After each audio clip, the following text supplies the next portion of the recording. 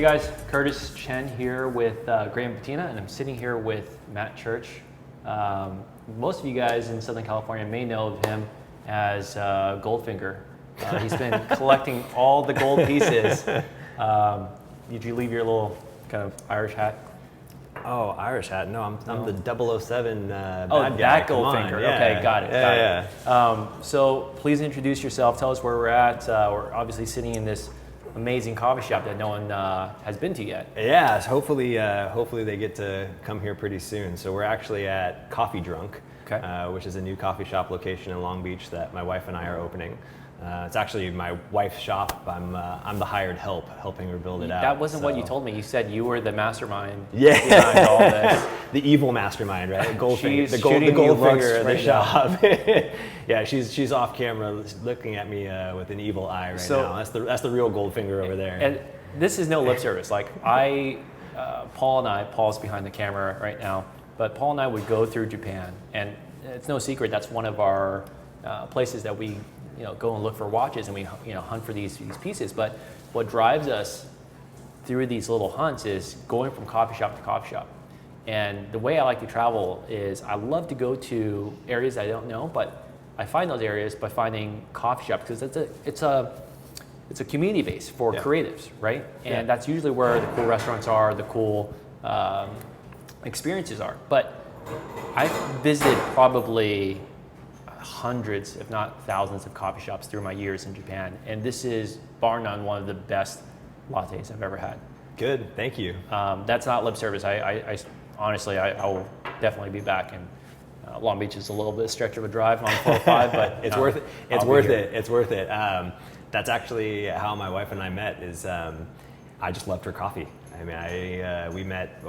Cue ominous music. Yeah, we met probably 10 plus years ago, or almost 10 years ago at this point. And I met because I walked into her coffee shop one day and realized that she made the best coffee I'd ever had. And I went to get coffee from her every morning for probably 4 or 5 years before we actually got married. So this has been an ongoing process, right? I mean, that was kind of how you met, but tell us, how did this all start? What made you guys, because most people, I think, they have a hobby in a craft, or if it's making coffee or collecting watches. Not a lot of people want to make their hobby their careers or their jobs.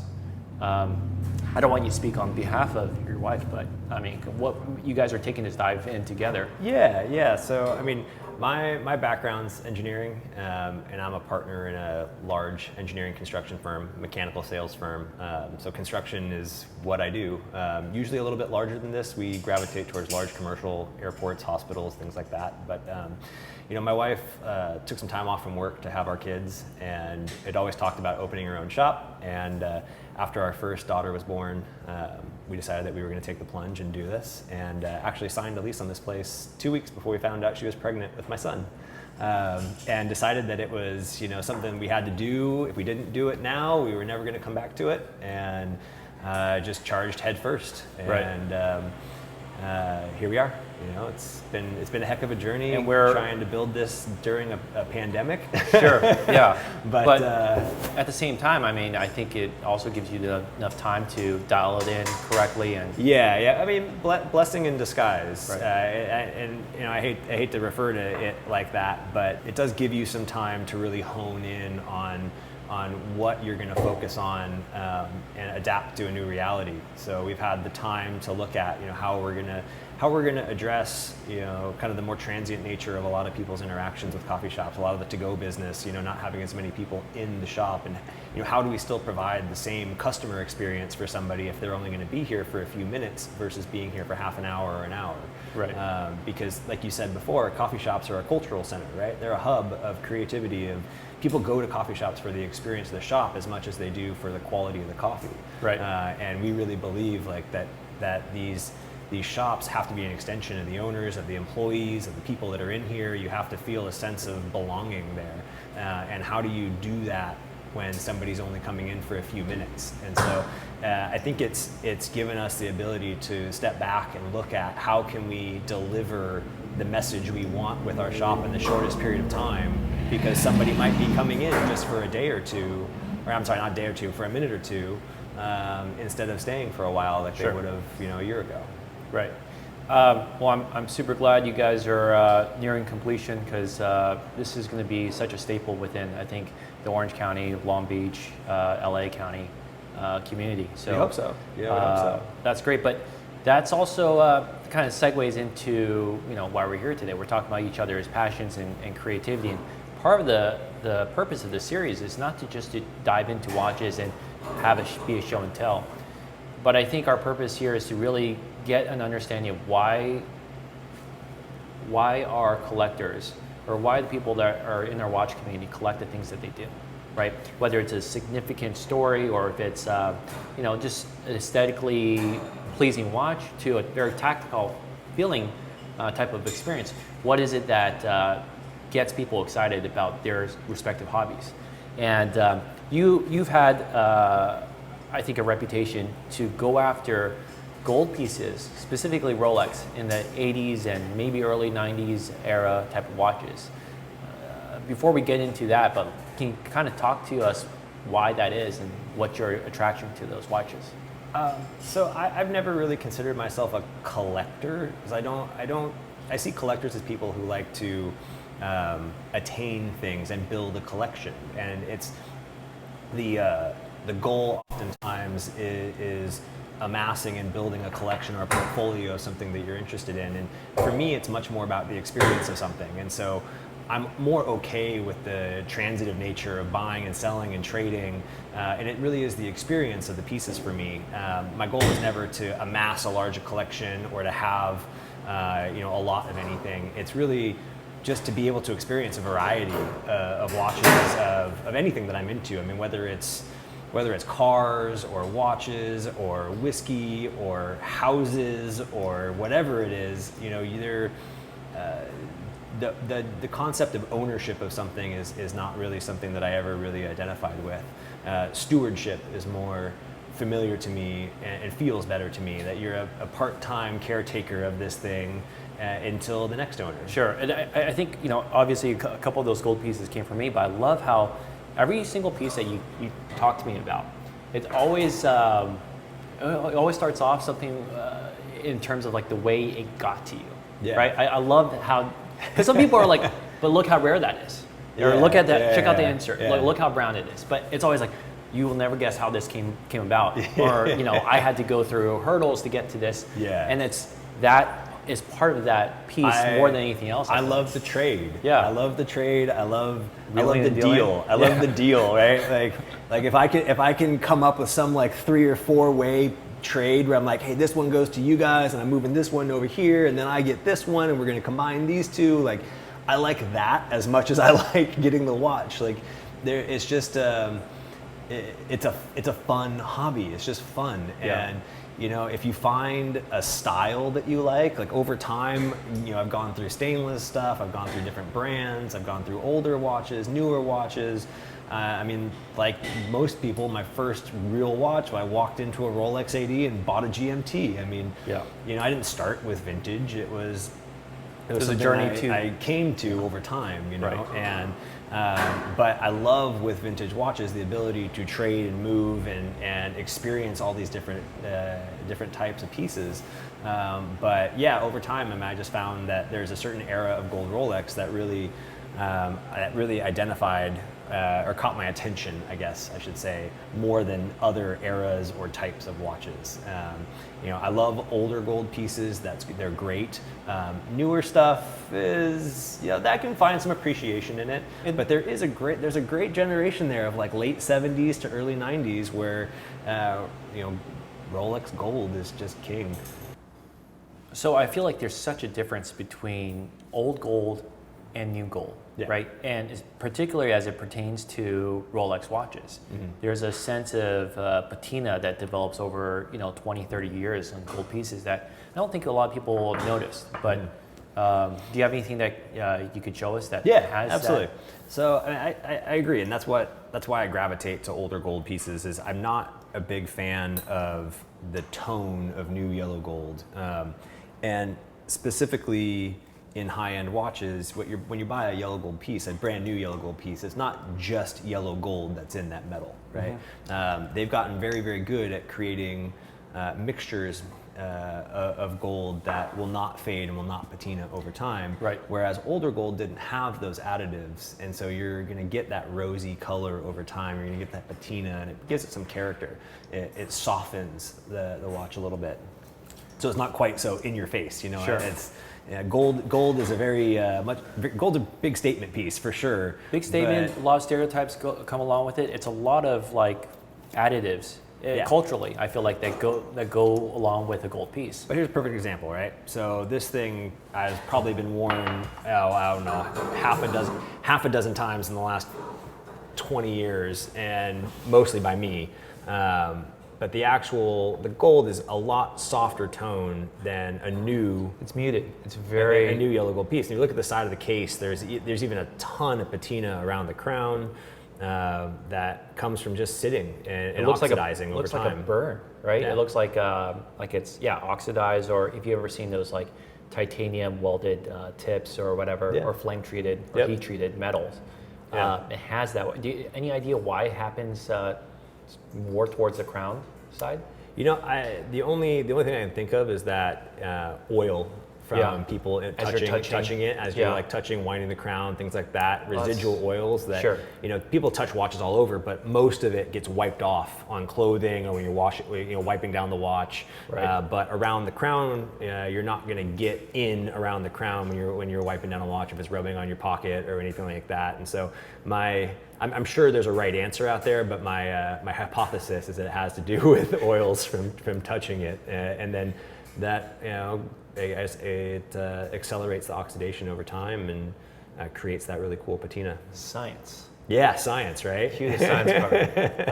The other thing I noticed on gold pieces, especially in this era, is that if you open the clasp, you'll notice that it's a little bit more rosy or pinkish, and it's from my understanding, it's because they mix in a little bit more copper in this section to make it a little bit stronger. Because as you know, gold is very soft. malleable. Yeah, gold. And so the other characteristic that I always see and that I think makes picking a gold piece so difficult is that because the metal is softer, and the type of person that would wear a gold piece, they tend to be over polished. Over the years, it's very hard to find an unpolished, unmolested piece. Virtually impossible. Yeah, but this is, well, tell us what we're looking at right here. So it's an onyx style date just that I actually got from a good friend of yours, from Jacek. Jacek. Yeah, Jacek. But I've always been a fan of onyx style watches. In fact, it was one of the first gold watches that caught my attention was an onyx style President day date. And for whatever reason, I just never added one, never found one at the right time. Had found a couple of great examples, but it just wasn't the right time to add it to the collection. And he came up with this watch, and I jumped on it right away. And Swiss only dial as well? Yeah, Swiss only dial. And I like the date just is a little cleaner dial than the day date for an onyx, so there's a little bit less going on. You know, this thing just oozes luxury. I mean, you have this the more you can focus on that dial is the better it is. I mean, that's the onyx is just such a clean, deep black. And these stone dials are over the past couple of years have gone through the roof. Yeah, tell me about it. That's amazing. That's well, leave it to Jacek to procure some of the best pieces out there. Shout out to Tropical Watch. What else you got for us? Let's see. Probably another really interesting piece that I like a lot is a floating cosmograph Zenith Daytona. Now, did you just make up that nickname? No, I did not. So earliest version of the yellow gold Zenith Daytonas, the cosmograph on the dial is actually separated from the other lines of text. So 1988, I believe. But I've had some yellow gold Zenith Daytonas in the past, champagne dial ones that were really cool. Always liked them, but really never found the right one. And then I want something a little different, and came across this actually with the guys at Amsterdam Vintage Watches. So Jasper, I hit Jasper up about it a while back, and we were able to put together a good trade, and got the floating cosmograph I'd been looking for. That's great. And this is also an inverted 6. Correct. Yeah. Very, very earliest year. So inverted 6, floating cosmograph with even the cool clasp on the back where it doesn't have the top latch that comes over. Mm-hmm. So it's where the crown is exposed. Yeah, exposed crown clasp on the back. What type of event or type of day would you choose to wear a gold Daytona? So I actually just did a really cool driving event with a group called Drivers Club up in Redmond, Washington. A friend of mine, Doug Perry, owns Drivers Club, okay. And it's a collector car storage business. It's a social club, collector car storage business up there. Beautiful facility, but him and I have been friends for quite a while now, and he organizes some really cool drives, and we went on a drive from Seattle down through Oregon into Idaho, Montana, and back up around to Washington again recently over the course of a week, and I shipped my car up there and did this trip, and that's the watch I brought. So anything auto related, you can't, the Daytona is perfect for anything. You're going driving, if you're going on an event, going to a car show, anything like that, like the Daytona is the one to bring. Well, for sure. this segues perfectly into the next couple watches. What car were you driving? I was driving a 996 GT3. And what type of person picks up a 996 GT3 versus a 997? Well, so I actually came to the 996 GT3 not on purpose. Okay. I wasn't looking for one. I had a 997 GT3 RS, .1, the pumpkin the orange. One, yes. And I bought that a few years ago and had a great time with it and went to sell it. And a guy local here and our group member hit me up about the car and loved it and wanted the car, but was only able to do it if I would take his 996 GT3 in trade. And so, that's catnip to me. I told you I love to trade. Yeah. So I took the car and cash. He took my 997 GT3 RS and I took his 996 GT3. And again, for me, it's the experience, right? 996 GT3 was never it was never something I was looking for, sure. But the opportunity arose that I could take this car and experience it for a while and have some fun with it, and never had a plan to keep it for long, but took it to my good friend Joey Seeley down at Emotion Engineering, had him go through the car front to back, make sure everything was set up perfectly, took it over to Marco at TLG, did all the major service, really set the car up right so I could take it on a bunch of cool events and do a bunch of canyon drives, and had fun with it for about 6 months, and then give it to you. Well, yeah, you did give it to me. Give is a very loose term. Yeah. I did first see that watch in exchange for some other watches. Right. and But I did first see that car, that GT3, when I was selling you this next watch, right? Yes. Yeah. I think you saw that when you were picking this up. When I was picking up the Root Beer GMT. Now I've got to say, if any gold vintage Rolex has a string direct to my heart, it would be a Root Beer. Yeah. And this is just, I think Root Beers are very, very cool on stainless, but they're really at home on a gold piece when it's a gold case, gold bracelet.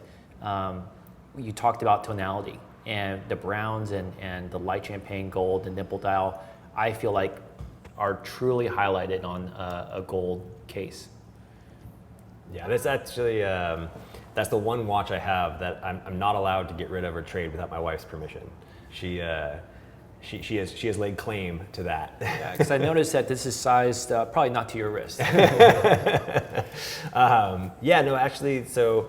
No, I think the first time you saw that car was when I was coming to get that from you, which also incidentally was a trade that we did for another watch. So I have not. I think most of the pieces I have came via way of trade. That's just part of the fun.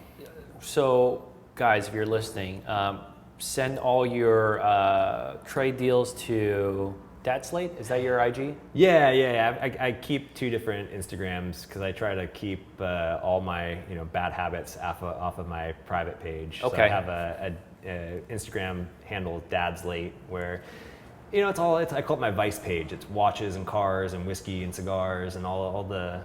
So what's the weirdest thing you've taken in trade? Like the weirdest thing I've taken in trade? Donkeys, farm animals, anything? No, God. Okay. I mean, refrigerators. Anything under those monikers, right? So watches, cars, whiskey, and cigars. Those tend to be my four mediums of trade. Your four vices. Yeah. Four terms of currency. Yeah. Okay, and this next piece was your latest acquisition, and I thought of you when I picked up this watch, but knowing the type of colors and palettes that you're interested in, did not know that this was going to serve its intended purpose with you. Yeah, so this is actually what I got from you as part of our deal for the 996 GT3 was this blue nipple dial. And you're absolutely right. I mean, bright colored dials are not typically my forte, but this one has a really interesting muted, like almost navy blue dial, where the dial's aged over time. So I am currently on the hunt for a good insert for it. The newer insert I don't think quite does the dial justice. So if you have a good insert out there, let me know. Get in touch. I need a good insert for this. Yeah, the dial, when I saw it, it looked blue, but it had tones of purple, violet. And this is what's amazing about these nipple dials. I think the anodization on top of the gold dial, over time that anodization kind of wears through, and you're beginning to see the undertones of the actual dial. That brings and ties in some of the gold in the case and makes it less uptight, less serious. You know, you have fun colors. I know some of these, even on the 1680s, that change into a tropical, like fluorescent nature. Yep. They've traded almost in a six-figure range. Yeah. So definitely, there's a huge additional value to that patina over time. That's actually how I ended up with the Daytona. Is I had a really beautiful 1680 that had a full tropical dial. It was like a copper tone to it, and I actually traded that to Jasper as part of the deal for that Zenith Daytona. I think that was a great trade. I do remember that watch because I lusted over it because of the tropical nature of it. But yeah, I got a lot of angry messages when I let that one go. But I mean, you got to think of also the guy that bought a gold Daytona back in the 80s. That's such a, like, you just see Wall Street banker. Oh yeah. Well, what's the guy? Not so. I can't remember the actor's name, but the guy that was in Wolf of Wall Street with Leonardo DiCaprio. Matthew McConaughey? No. The bigger guy. The comedian. Jonah Hill. Jonah Hill, yeah, Jonah Hill. This is the watch he wore in Wolf of Wall Street. Oh yeah? Not the exact watch, but the same model. Yeah. Gotcha. Same model. Yeah, that makes so much sense. You need the Motorola huge phone in your 100%. 560 SL. I mean, you're set. Yeah. I mean, it's kind of funny how. Speaking of, you have the car for that now. I do have the car. I need to make a trade for this. Yeah. At least for a day. Just let me live out my cocaine vibes in the 80s. Perfect. I like it. But that is such that decade, I think, hung around for and lingered in a weird soft spot for so many years, and now it's really seeing its prime. Like you're seeing like these Pontiac Trans Ams, you're seeing these 80s cars that kind of, I mean, for us, we were born in the 80s, but we probably saw more of the 90s, growing up than the 80s. But I always had siblings, and my siblings had posters on their walls, and these are the things that kind of made me a product of being an 80s child. Yep. No, it's funny. I mean, coming up in the 90s. I mean, being a teenager in the late 90s, and the 80s were always kind of a joke. Everybody made fun of the 80s. And then sure enough, fast forward 20 plus years, and everything comes around. You know what I loved about like 80s style, 80s fashion? If you wanted to be rad and cool or whatever in your school today, you'd wear just something like Supreme. You'd wear something like I don't know what kids wear today, but just like it'll be like some grungier version of something that's been recycled. But in the 80s, if I wanted to be rad, I'd have a windbreaker that said rad on it, so people know this is me. I think that was. I think Rad was actually my favorite movie growing up as a kid. I don't think I've seen that. The movie. It's a perfect '80s movie about BMX racing. Okay. And it's literally called Rad. And it's a cult classic now, but at the time I thought it was like the coolest thing in the world when I was 10 and racing BMX. Sure. It was the coolest thing out there. And again, it disappeared into the ether for 20 years, and now all of a sudden it's a cult classic again. But it exemplifies that era for sure. I had another collector. You probably saw him on our previous episodes. Josh. He had probably the craziest tropical collections of different subs, but he went on this rant for half an hour talking about video game cartridges from the the 90s and SNES, and he's like, okay, well, I follow trends, and I know that Chrono Trigger is that RPG game for Nintendo is selling for $150 a pop. Or Spice World, the VHS or DVD or whatever is selling for $40 a pop if you go to Goodwill. I'm like, how do you have time to follow these trends? And he's just like wired that way, which is, I think fascinating about how people get into, all the little nooks and crannies of all their extracurricular activities. Well, I think one of the things that comes with an interest in, and it doesn't matter if it's watches or if it's cars or if it's architecture or fashion or anything like that, is you have to love research. That's a big component to it. If it comes easy, we don't want it. Yeah, you have to love research. You have to love window shopping. A lot of people are turned off by looking at things that they can't easily attain or don't give them instant gratification. And you have to be willing and have the patience and enjoy the research aspect of it, to dig into the history of it. And that's as much a part of the fun as actually the final, the final end goal of attaining this thing, the process of researching it and choosing what you like and finding out what is interesting to you. You have to like that historical aspect of it, regardless of what hobby you're interested in. It's funny because I never liked doing that in school, but I tend to find the things that I'm interested in, I'll dive in deep, go an inch wide but a mile deep.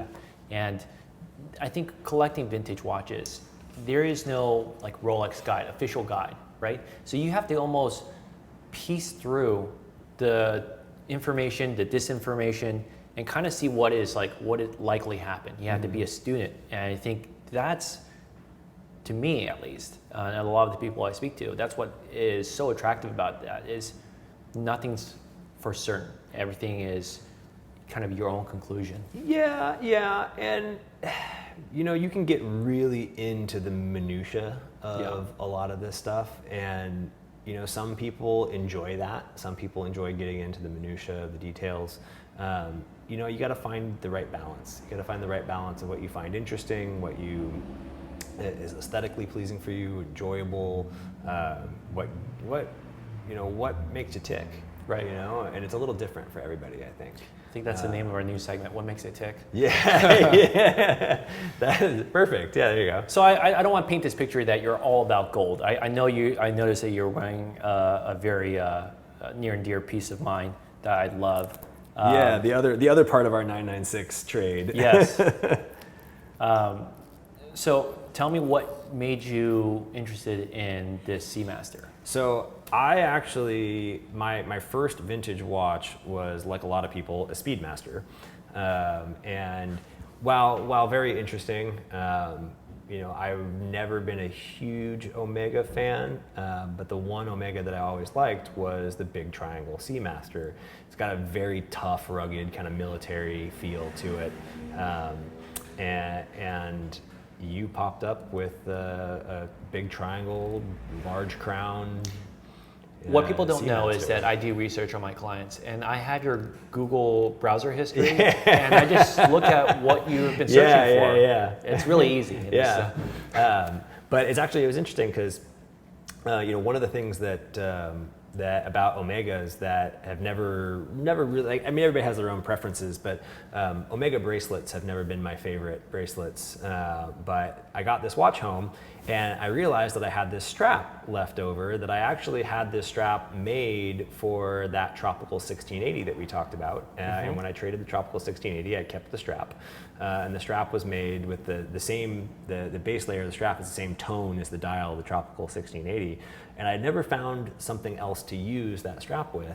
And I've played around with putting a bunch of different watches on it. Nothing ever quite fit right. And I got it home and I just thought, I'm going to see if this works. And I put it on, and what do you know? I think it matches perfectly. It works great. Even the bakelite, the numbers are kind of oxidized into this brown that matches the tones perfectly. I think that's such a fun part of collecting. So the strap is beautiful. It's Attila made that. He makes some of the best straps in the world. If you know him, just can't say better things about the quality of the some straps. people love the big triangle. I mean, obviously that's an easy thing to love. For me, it's the sword hands. I mean, that's such iconic military kind of characteristic. Well, you look at some of the other ones, and the normal Seamaster with the smaller crown, the small triangle, doesn't have the sword hands, all this kind of stuff. It doesn't have the same presence. It doesn't have this is a much, even though it's the same size watch, it wears bigger with all those details are all kind of exaggerated. You could almost argue that this is kind of like a maxi dial. Exactly. It's exaggerated details, Right. It's much more in your face. But if you think back what these contracts called out for, they needed to be able to quickly ascertain what time it is. They wanted to know where the 12 o'clock position was. So all of these were not just born out of aesthetic, wants, but they served a purpose. Well, I'm for better or worse, a mill sub is unobtainable to me. So well, you're close. I mean, you want to. In light of that, I have to find my enjoyment of that style of watch somewhere else. But and you also, I think I saw you hiding it earlier, but you saw another. I saw another piece that was another dive watch, a steel variant. Yeah, you have that with you? Yeah. This is actually a recent pickup of a Seiko. The nickname is a turtle, I believe. This is the 6309 variant. As you probably saw some of our 6306 Scuba Pros that we've recently picked up and sold. But this watch, out of I think a lot of serious collectors' collection, they always have one of two watches: a Speedmaster and a Turtle. And I think this is one of the best watches Seikos have made. Pound for pound at this price point, I mean, from the same era, construction quality, this is right up there with a Rolex sub. I mean, when you wear it, it just has a wrist presence. It is built like a tank. I mean, all the details are really cool. The indices are cool. The hands are interesting. I mean, the massive plot sizes. Massive plot sizes. The crown is sitting off to the corner. It's got a really interesting feel to it, and it's a 1970s era watch. What did you pay for that, and where did you get it? I actually got it from James at Analog Shift. Okay. So congratulations to him, by the way, on his recent acquisition, or being acquired, I should say. He was his new position at Watches of Switzerland should be pretty interesting. So, that's a huge accomplishment. James and I have been friends for a while, and he's always been a good resource for me for watches. And he came up with this watch, and I thought the backstory on it was pretty interesting, that it belonged to a guy who worked in the foreign services for a long time. And so literally, I think the first time I ever put this watch on a picture, I said, this watch has been all over the world, and I think it literally has. But it's, the price point of these is not high. It's not anywhere even remotely close to anything else on the table, but I think it's just as interesting. It's not, price point does not necessarily denote how interesting a watch is. It's oftentimes, I think a lot of watches that have high price points are boring as hell. Sure. And vice versa. Watches that are relatively cheap are very interesting. Absolutely. This is especially you get little odd differences, right? What is this? What's the date? window. Is that German? What is this? I have no idea. We'll cut that out. I have no idea. I was like, what? It's not nearly as interesting as the Japanese date windows on your Scuba Pros. Yeah, which is, for most people that don't know, a co-branded Seiko turtle, only designated for the Japanese market. But I love how, when you're talking about a sub and you want something that doesn't look like it came out of Rolex factory a few months ago. The bezels, the different color bezels, etc. Those like a Rolex faded ghost bezel, you could buy 4 of these watches. Just the insert itself. Just for the insert itself. Yeah. So this is if you want to get into that eclectic market. If you're starting off in the vintage space, I always think Seikos are such a good starting point because there's such a community of support, of knowledge, and history behind each one of these watches. Yep, absolutely. So we talked a little bit about the missing grail, mil-spec sub, right? Yeah, I mean, it's never going to be not for me. Okay. I think they're very interesting, but military watches have never really been the focus for me. I find them interesting, but they don't really hit the mark. I think they're fun. For the price point. I think they're very interesting in itself, yeah, but... Yeah, for the price point. For the price point especially, but there's more to a watch than just, a military background on a watch is just one aspect of it. Sure.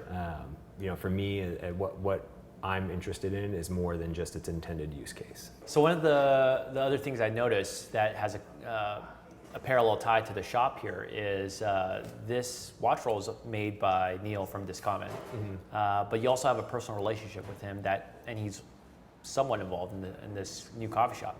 Yeah, so Neil and I have been friends for quite a while, met through mutual friends and have talked a lot about various design elements of all the stuff he works on and watches and cars and just kind of found some mutual respect for our own tastes. Sure. I have, over the years, bought cars from him, watches from him, consulted with him on side projects. He makes some beautiful stuff. He actually was behind the design of our espresso machine for Coffee Drunk. And we can't show that yet, but... Not yet. Yeah, that's going to be it. So we have a pretty special, spectacular espresso machine that was designed by Discommon, by Neil and his team, built by Pantechnicon for us, and we're going to be doing a big reveal of that with the shop here in the near future. So I can't show you just yet, but it's pretty special. So it looks like a stealth bomber. Neil went, which is right up Neil's alley. Yeah, Neil went above and beyond with this one. I mean, it's pretty impressive. So we're really happy, and he's been a great resource and a great friend to help out with the shop. And yeah, like I said, I mean, he's a genius, and I really have appreciated his friendship over the years, and love supporting him however I can anytime he does something new and interesting. There, Neil. There's your plug.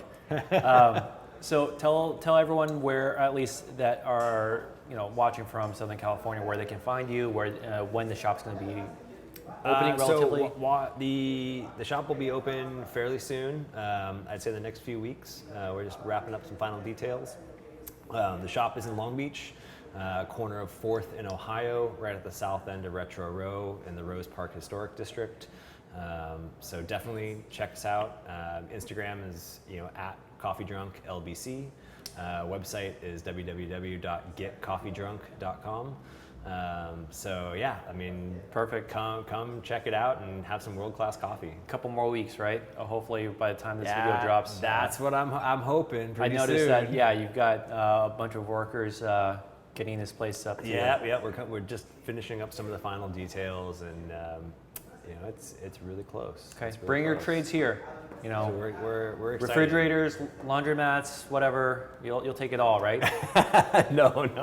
I mean, the shop is it's intended to be an extension of us, of my wife, of her ability to make what I think is the best coffee in the world. I would not argue against that. Well, Matt, thank you so much for sharing the space and your collection with us. We'll talk to you soon, yeah? Yeah, you're welcome. Absolutely. Appreciate it. See you guys.